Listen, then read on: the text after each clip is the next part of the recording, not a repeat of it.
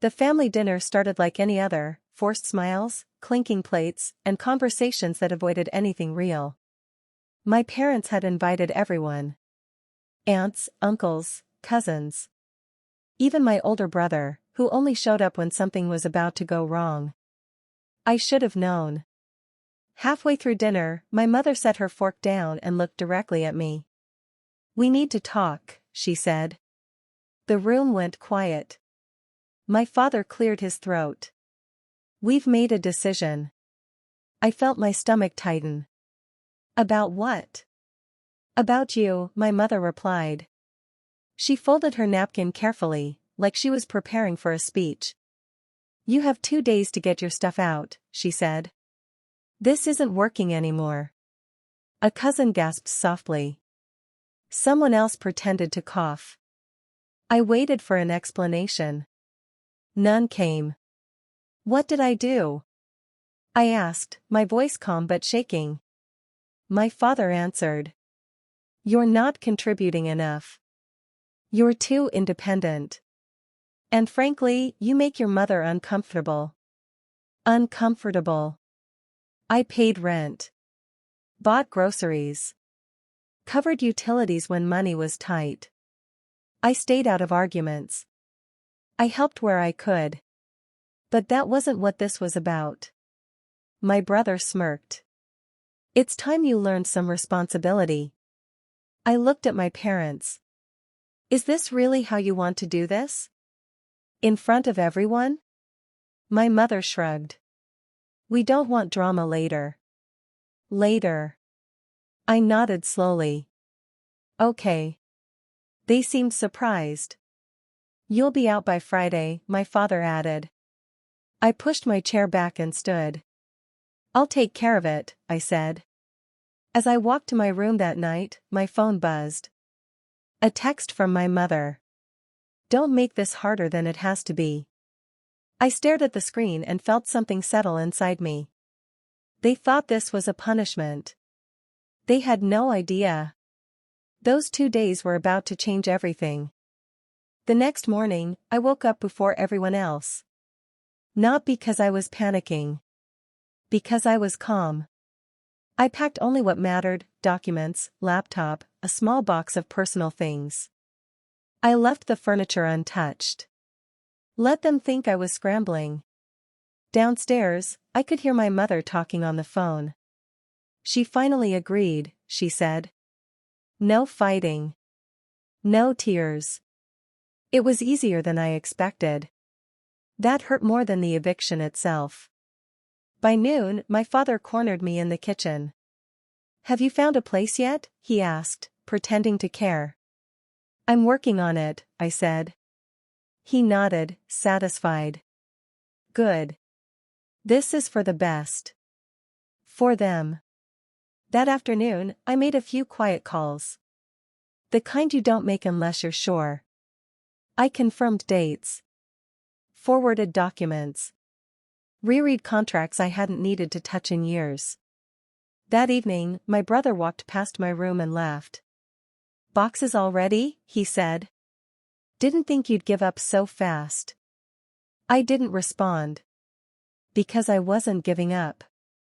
I was stepping back. The second day was worse. Relatives started treating me like a ghost.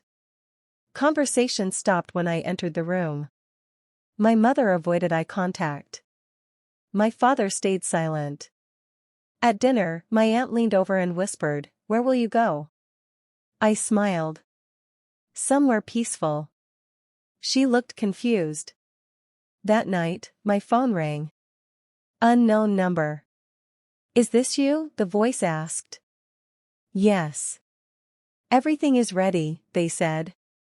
"Just let us know when." I hung up and looked around the room I was supposed to be losing. It didn't feel like loss anymore. It felt like timing. Friday morning arrived. My parents sat at the table, waiting for me to beg. Instead, I picked up my bag and said, "I'll be out by tonight." My mother sighed with relief. But my father hesitated. "Where are you going?" he asked. I met his eyes. You'll know soon enough. And for the first time, they didn't look confident. By the time evening came, the house felt different. Not louder. Not angrier. Heavier. My parents had invited relatives again, not for dinner this time, but for validation. They wanted witnesses. They wanted people to see that they were being reasonable, that they had finally drawn a line with the child who never fit in. I arrived after everyone else. No suitcase. No boxes. Just a single folder in my hand. My mother noticed it immediately. "What's that?" "Something I forgot," I said calmly. My father stood near the fireplace, arms crossed. "If you're here to argue, don't." "I'm not," I replied. "I'm here to finish this." The room went quiet. I placed the folder on the dining table and opened it slowly, giving everyone time to lean forward. "These are the original refinancing documents from 6 years ago," I said. "Back when the house was days away from foreclosure." My aunt frowned. "I thought your parents handled that." "They couldn't," I said. "Their credit was frozen. Their accounts were overdrawn." My brother laughed nervously. "You expect us to believe you saved the house?" I slid one page across the table. "My name is on the deed." The laugh died instantly. My mother reached for the paper, her hands shaking. This must be temporary." "It wasn't," I said. "It was trust." I explained everything. How I had worked 2 jobs. How I'd signed the loan quietly so they wouldn't feel ashamed. How the agreement was simple: this would stay our family home, and I would never use it against them. Until they told me to leave. My father's voice cracked. "Why didn't you tell us?" "Because you never asked," I replied. The doorbell rang. A man in a suit stepped inside, introduced himself, and confirmed what I'd said. Ownership. Legal authority. Every detail verified. My mother broke down. "We didn't mean it," she sobbed. "We were just trying to teach you a lesson." I looked at her, really looked. "Eviction isn't a lesson," I said. "It's a message." My father sank into a chair. "So what do you want?" I closed the folder. "Nothing from you," I said. "I already gave enough." I handed them a single document. 30 days notice. No anger. No threats. Just clarity. My brother stood frozen. "You're really doing this?" "Yes," I said. "And I'm doing it kindly." I turned toward the door.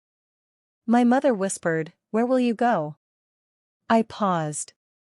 "To a place where I'm not tolerated," I said, "but respected." Outside, the air felt lighter. My phone buzzed. "Keys are ready. Welcome home." I walked away without looking back. They thought they were throwing me out. But all they really did was finally give me permission to leave.